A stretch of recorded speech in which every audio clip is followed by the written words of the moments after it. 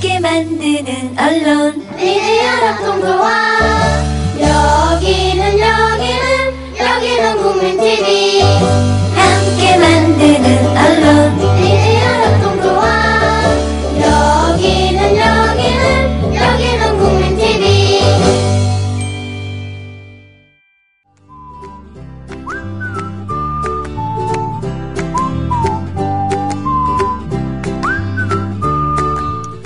추리라는 말은 아는 것을 바탕으로 알지 못하는 것을 미루어 생각함, 이런 뜻입니다. 자신의 지식과 경험을 통해 대상을 파악한다는 뜻이겠죠. 누구나 이렇게 합니다. 아는 것의 크기에 따라 판단 결과가 다르고 오차도 제각각이겠죠. 결국 추리에 의한 결과는 불완전하다는 뜻이고 함부로 고집 부릴 일도 아닙니다. 그런데 우리는 어떻습니까? 예단을 일삼고 심지어 그걸 확신하는 경우가 비일비재합니다. 어떤 사람 혹은 사건이라도 완벽한 얼개를 아는 존재는 없다는 말씀으로 오늘 순서 시작하겠습니다.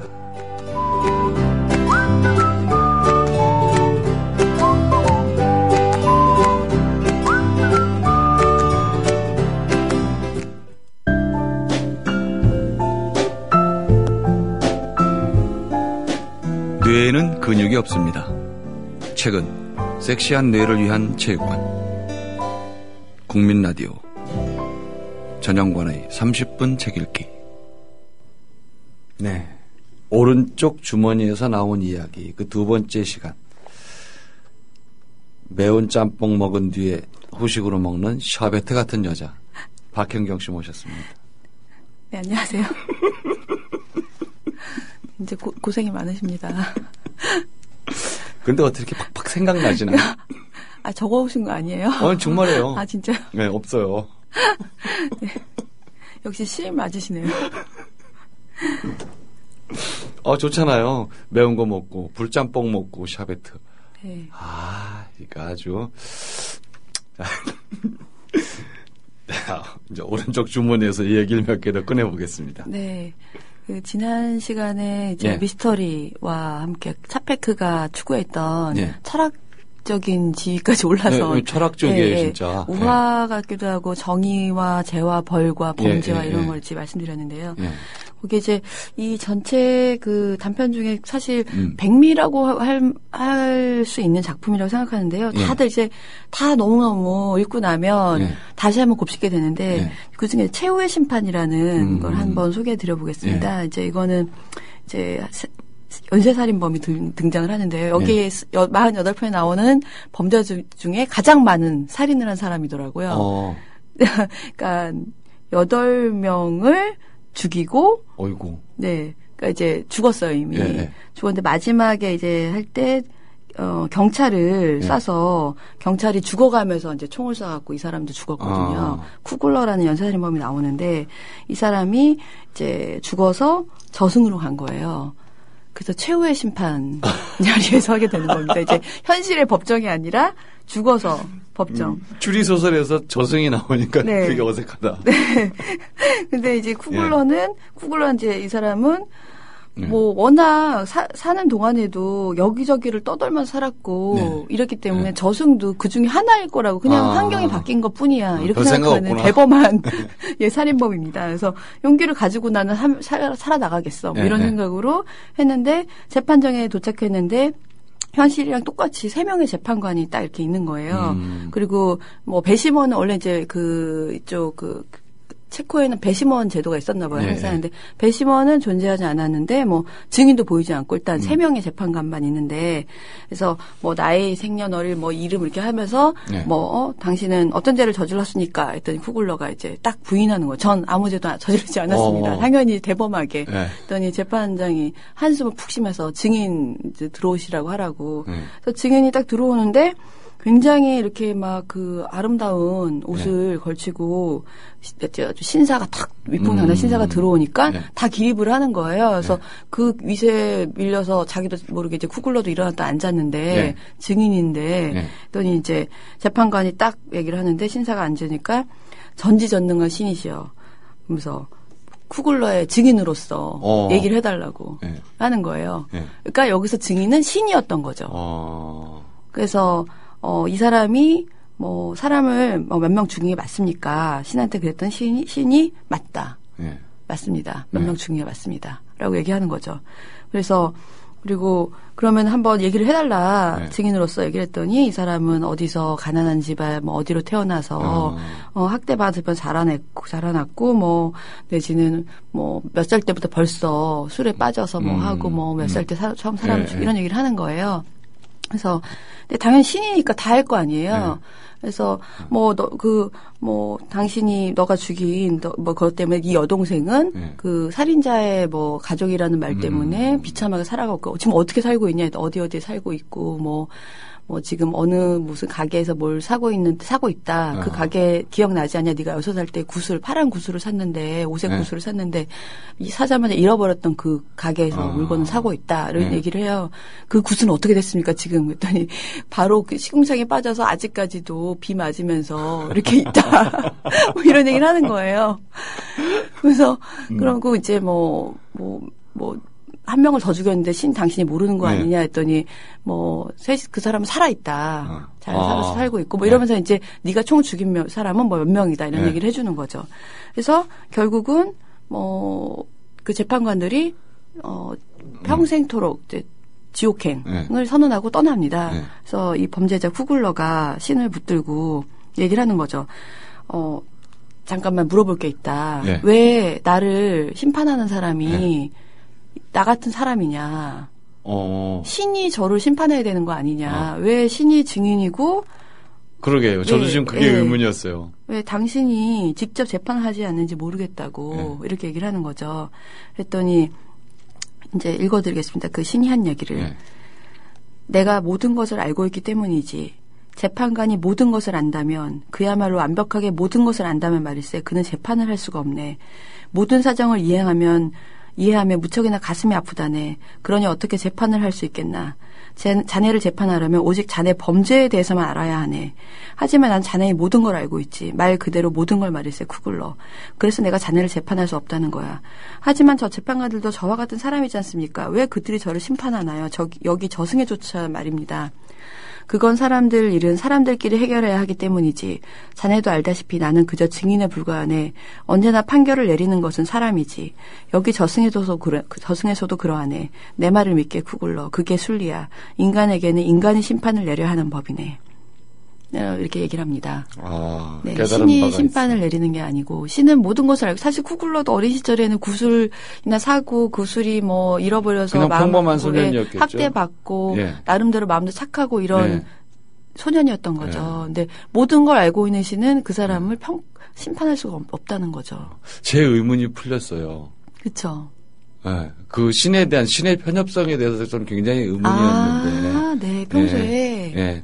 그건 아니다. 네. 정말 다 전지전능하다면 어찌 저 사람을 지옥에 보낼 것이냐. 네, 그렇죠. 양쪽을 따져서 죄가 더 무겁고 선보다 악이 무거우면 지옥에 가는 거냐. 네. 그럼 그건 신으로서 과연 옳을까. 이런저런 생각이 많았는데 네, 그렇죠. 지금 어떤 답 하나를 받은 것 그렇죠. 같아요. 그 범죄에 대해서만 살인한 거에 대해서만 인간들 3명 재판관이 당신 유죄니까 지옥행 하는 거지. 신은 그렇게 못한다는 거죠. 증인으로서. 그러면 말하자면 하늘나라의 재판 법정도 역시 좀 다 공평한 건 아니에요. 그죠? 신이 모든 걸 알고 있으니까 증인으로선 해주지만 심판은 인간이 한다고 이제. 마지막 판결은 신이 안 내리는 거잖아요. 그렇죠. 차페크는 그렇게 얘기를 하고 있죠. 멋있다. 그렇죠. 네. 그래서 결국 현실에서의 심판도 그 사람이 착하고 아무리 어떤 원인이 있었건 뭐가 있었던 간에 그 범죄에 대해서 판결을 내리잖아요. 그런데도 불구하고 잘못된 판결일 수도 있는 거고. 많죠. 네. 그런 거죠. 신은 증인일 뿐이다. 이거 생각할수록 멋진데요. 네, 책을 읽어보고 싶으시죠? 네. 네. 그거는 이렇게 예시로 얘기할 때가 많이 있을 것 같아요. 네. 시로도 쓸 수 있을 것 같고. 굉장히 짧은데도 불구하고 그러니까 한 편 한 편 읽으면서 바로 다음 편을 싹싹 읽어가지는 게 아니라 곱씹게 되고 읽으면 한번 생각을 해봐야 되는. 그렇게 되는 소설들입니다. 그리고 지금 재판이랑 관련된 또 하나를 이건 현실의 재판인데요. 제목이 신통력의 소유자라는 이제 단편인데 이것도 굉장히 좀 깜짝 놀라면서 읽었거든요. 이제 그 신통력을 좀 많이 다뤘어요. 미스터리다 보니까 예를 들면 이제 샤펠크가 다른 이제 이거는 뭐 점장이가 나올 때도 있고 그다음에 이렇게 필적을 보면 그 사람의 필적은 그 사람의 성격과 모든 걸 다 알아맞힐 수 있다. 이런 사람들이 좀 나오거든요. 여기 소설에. 근데 여기 나오는 이제 신통력의 소유자는 어떤 사람이냐면 글을 보는 게 아니라 이렇게 봉투 속에 있는 편지나 글을 이렇게 손가락으로 글자를 만져보면 그 사람이 어떤 사람인지 알아맞추는 사람인 거예요. 초능력이다 완전. 네, 초능력자가 나옵니다. 그래서 이 사람을 소개하려고 이제 유명한 약간 동양에서 온 사람인 거예요. 약간 수동승 같이 생기기도 하고 뭐 이제 티베트에서 온 스님 같이 생긴 이제 동양인인데 그래서 뭐 어떤 사람이 또 흥분해서 이웃 사람이 검사를 막 불러들이면서 저 사람 정말 용하다. 한번 당신이 보시면 깜짝 놀라실 거다고 또 끌어들이는 거죠. 그래서 검사가 알겠다고 그런 거 믿지도 않지만 이제 필적을 하나 준비를 해가요. 그래서 근데 그 필적이란 건 누구냐면 자기가 지금 여기 휴고 밀러라는 범죄자가 나오는데 몇 번 이름 등장하거든요. 다음 편에서도 좀 진짜 있었던 사건인지 모르겠지만 이 사람 이제 이 되게 젊은 검사인데 굉장히 전도 유망하고 이 휴고 밀러 사건을 자기가 잘만 해내면 아주 성공 가도를 달릴 수 있는 그 시점에 있었거든요. 근데 이 휴고 밀러는 백만장자인데 자기 동생을 보험금 때문에 뭐 호숫가에 빠뜨려 죽인 걸로 지금 혐의를 받고 있는데 증거도 없고 워낙 백만장자라서 어떻게 할 수가 없는 거예요. 이 검사가. 못 건드리는구나. 그래서 이제 그 배심원들한테 할 수 있는 거라는 건 그냥 그 범죄자에 대해서 이게 얼마나 나쁜 범죄인지를 그 증거 없이 막 얘기해야 되는 상황, 설득해야 되는 상황인데, 그래서 그거를 준비를 해간 거예요. 그 사람의 편지 필적을 봉투에 넣어서. 그래갖고 이제 신통력자한테 딱 주게 되는 거죠. 그래서 신통력자가 이렇게 손을 딱 집어넣는데 그 봉투 속에 놓고 보지도 않고 했는데 갑자기 얼굴이 창백해지더니 손을 막 떨면서 막 감전된 것처럼 막 이러더니만 뭐 이렇게 있다가 더 이상 못하겠다는 듯이 손을 빼내는 거예요. 더 이상 못하겠다고 뭐라 그러냐면 저는 이 사람을 절대로 적으로 삼고 싶지 않습니다. 이렇게 얘기를 하는 거예요. 무서운 말이네요. 네. 그러면서 이제 무슨 얘기를 이제 그 사람이 설명한 얘기를 좀 읽어드릴게요. 절대로 적으로 삼고 싶지 않은 사람이다. 이 글씨에서 강력한 힘이 느껴집니다. 아직은 잠자고 있는 힘입니다. 잠자고 있지만 끔찍한 힘입니다. 그리고 봉투를 딱 내던져요. 그러면서 제가 아는 한 그가 어떤 범죄를 그것도 엄청나게 끔찍한 짓을 저질렀다는 것뿐입니다. 그리고 놀라운 결단력이 느껴집니다. 반드시 성공과 돈을 움켜쥐고야 말겠다는. 이 남자는 다른 사람의 삶을 아랑곳하지 않습니다. 아닙니다. 이런 사람을 범죄자라고 할 수는 없겠군요. 우선 호랑이를 범죄자라고 부르진 않죠. 호랑이는 위대한 재앙입니다. 이 사람은 조잡한 사기나 협잡 따위에는 관심이 없고 오로지 다른 사람들의 삶을 지배하는 데 몰두합니다. 어스렁거리고 다니면서 먹잇감이 된 사람을 찾아 해치우죠. 그러면서 누구도 선악의 굴레를 벗어날 수는 없습니다. 이 남자도 자신만의 엄격한 도덕률이 있습니다. 누구에게도 신세지지 않고 남의 것을 훔치지도 않으며 거짓말도 하지 않습니다. 그에게 있어서 누군가를 해치운다는 것은 장기에서 장군을 부르는 것과 같습니다. 그저 게임인 거죠. 하지만 그는 매우 공정하게 게임을 합니다. 그러면서 이제 막 얘기를 하는 거예요. 그러면서 먹잇감을 해치우고야 말겠다는 무자비하고 가차없는 결단에 비해 그의 행위는 아주 냉정하고 이성적입니다. 철저하게 처음부터 끝까지 계산해서 계획을 세우고 실행합니다. 마치 어려운 기술적인 문제를 풀거나 두뇌 훈련을 하는 것처럼 말이죠. 이 사람에게 후회란 없으리니다. 항상 자신감이 넘쳐서 자신의 양심조차 두려워하는 법이 없습니다. 저 높은 곳에도 모든 사람을 내려다보는 사람입니다. 매우 자신만만하고 이러면서 이제 막 얘기를 하는 거예요. 그리고 다른 사람들이 자신을 두려워하는 모습을 볼 때 쾌감을 느낍니다. 그러면서 얘기를 했을 때 막 이러면서 위선자입니다. 막 이제 온갖 얘기를 해요. 귀의자입니다. 욕망을 가지고 있고 정말 이러면서 정말로 좋아할 수 없는 사람이고 자기는 피하고 싶은 사람이라고 이제 그러고 떠나버려요. 그래서 이 사람이 너무나 만족해서 정말 자기가 아는 그 휴고 밀러를 더 이상 구체적으로 이렇게 훌륭하게 표현할 수 없다라고 감탄하는 거예요, 검사가. 그래서 이 사람을 소개한 사람한테 정말 정말 저 사람은 뛰어난 사람이다. 신통력자다. 네.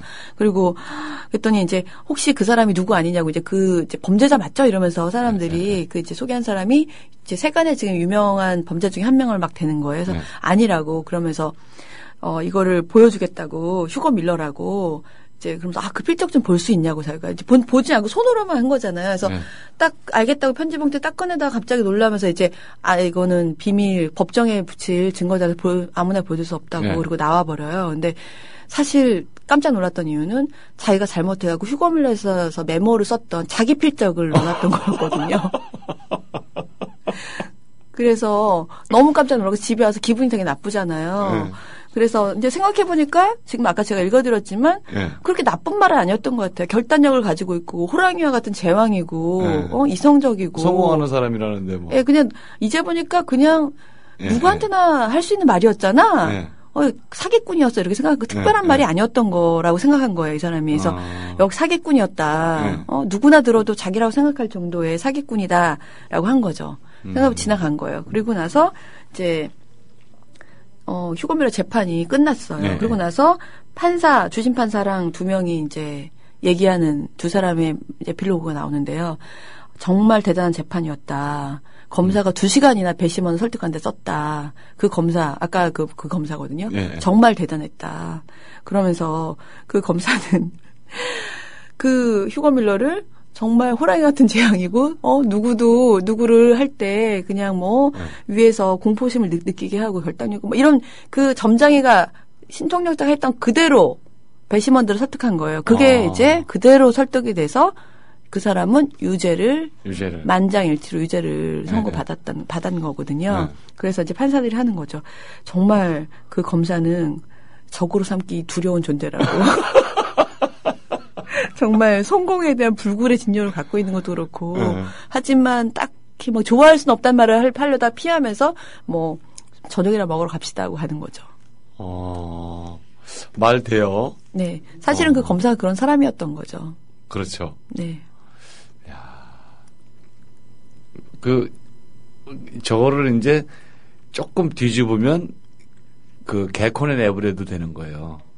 개콘에. 네. 재밌는 걸로. 그래서 본인은 모르고 관객들은 다 그게 그 주인공의 필적이라는 걸 알고 막 떠들고 그러면 웃기기도 할 텐데 지금 소설 속으로서는 생각해 보게 돼요.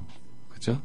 네. 거울이기도 하고 누군가에게 내가 그렇게 비춰지기도 하니까. 그거를 본인만 모르고. 대부분이 자기는 모르잖아요. 네. 이 검사도 그냥 어차피 자기가 느꼈을 때 범죄자에 대해서 그렇게 똑같다고 느꼈으니까 이제 얘기를 한 건데 설득을 한 건데 먹혔지만 다른 재판관들은 이 검사를 그렇게 보고 있는 거잖아요. 정말 무서운 사람이고. 그 초능력자가 막 얘기할 때는 끄떡끄떡했을 거 아니에요. 맞아, 저 범인이 그런 사람이야. 그러고. 네. 그리고 실제로 배심원들한테도 그렇게 그 사람의 확신을 가지고 설명을 하고 얘기해서 됐지만 실제로 이 판사들은 그 사람을 정말 무섭고 용의주도하고 내지는 대범한 사람이다라고 똑같이 얘기하는 거죠.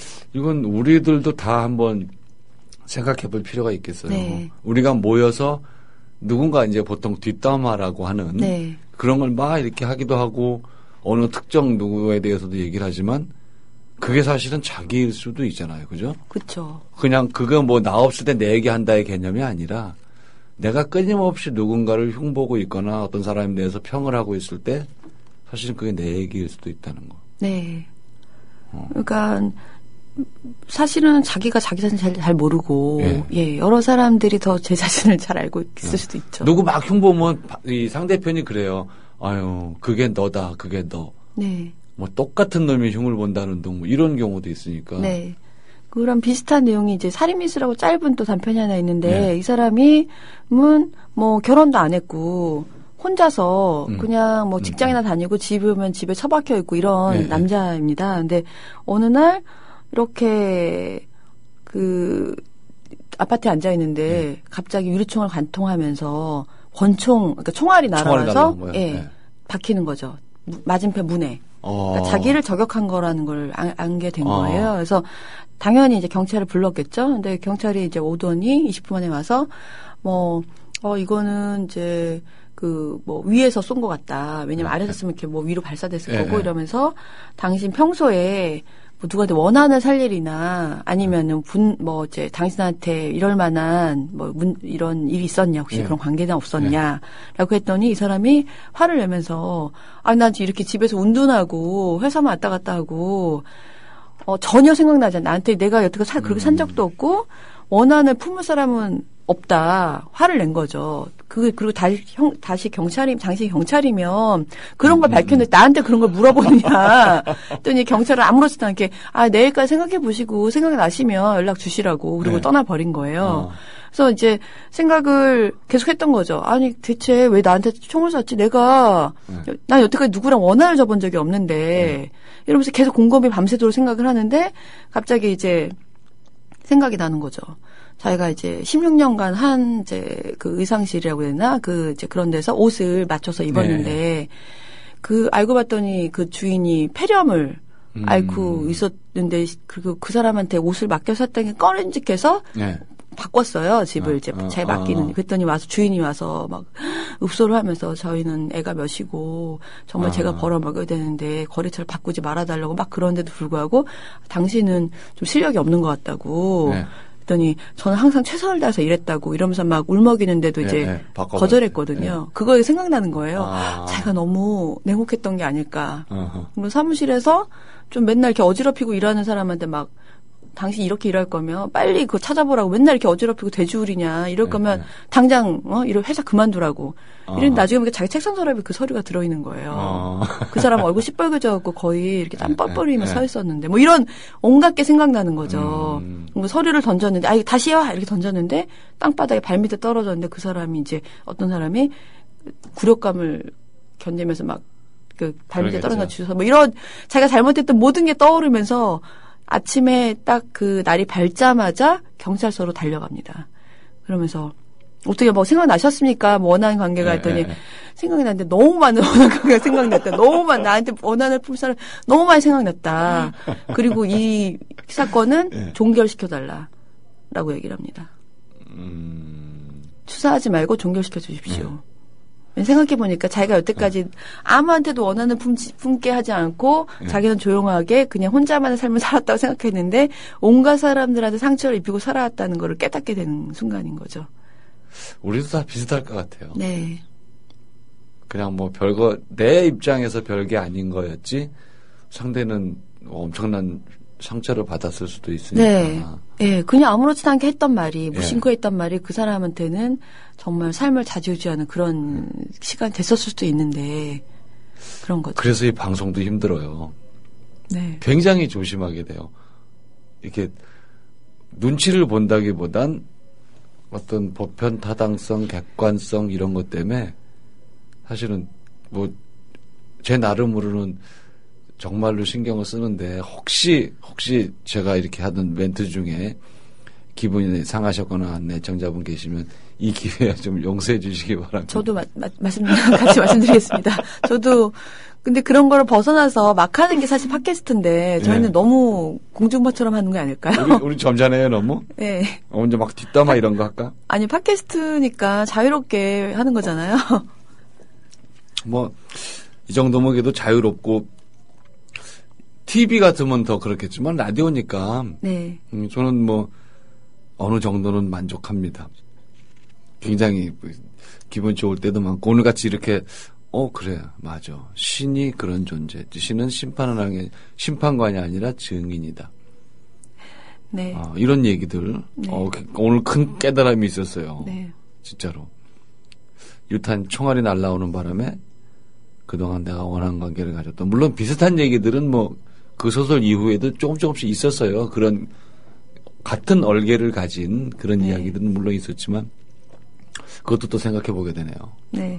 그리고 제가 지난주에 시인 단편 소개해드린다고 했는데 지금 시간이 얼마 없어서 시인이 어떻게 세상을 바라는지 잠깐 말씀드리면 이제 그 뺑소니 사건을 목격했거든요. 그래서 경찰이 찾아가서 그 차 번호나 이런 게 생각나느냐 했더니 아무것도 생각 안 나는데 집에 가서 그날 새벽에 그걸 보고 시를 썼다. 그래서 시를 읽어주거든요. 근데 시를 뭐 어둠 속의 빌딩들의 행진 하나둘 멈춰서네 여명은 만돌린을 연주하고 뭐 이러면서 쭉 이제 쓴 거예요. 네. 근데 거기에 마지막 구절에 이제 뭐 짧은 글인데 백조의 목과 여인의 가슴 북과 심벌즈 나는 왜 이리 구슬피 우는가 이걸로 끝나는데 이제 다른 거는 다 이제 해석이 됐는데 백조의 목과 여인의 가슴 북과 심벌즈가 해석이 안 되는 거예요. 경찰이 계속 이게 무슨 뜻이냐라고 했는데 그게 이제 결국은 차 번호였던 거죠.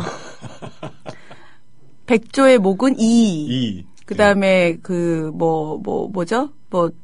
가슴은 3. 그다음에 심벌즈하고 뭐 그거는 5 해갖고 2, 3, 5. 근데 정확히 맞췄습니다. 그걸 단서를. 그러니까 시인이 본 세상이라는 거는 자기가 재해석해서 여인의 목과 못 살아 진짜. 그래서 어쩌다가 이렇게 됐나 모르겠어요.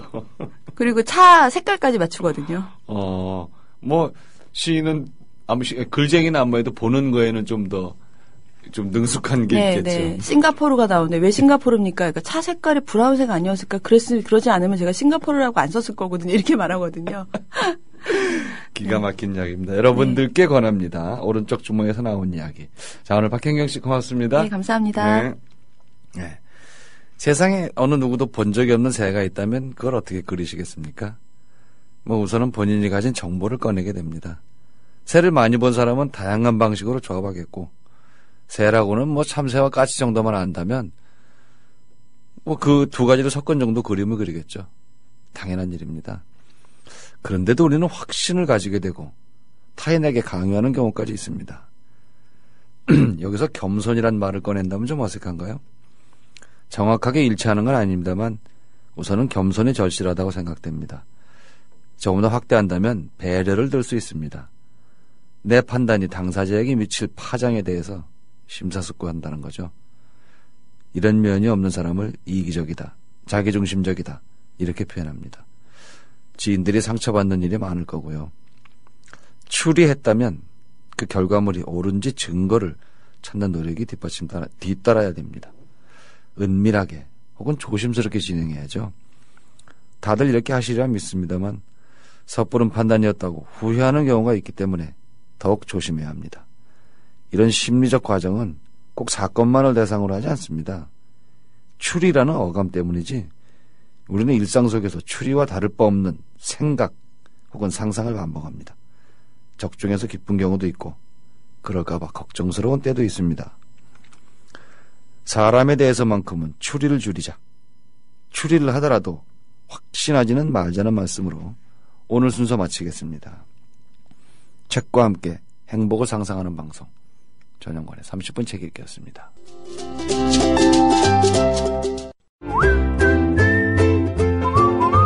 국민라디오 팟캐스트 응원하는 가장 쉬운 방법 아시나요? 다운로드하기, 별점 주기, 댓글 달기, 구독하기. 국민라디오 팟캐스트 널리 알리는 가장 쉬운 방법. 다운로드하기, 별점 주기, 댓글 달기, 구독하기. 기억하세요. 다운로드하기, 별점 주기, 댓글 달기, 구독하기.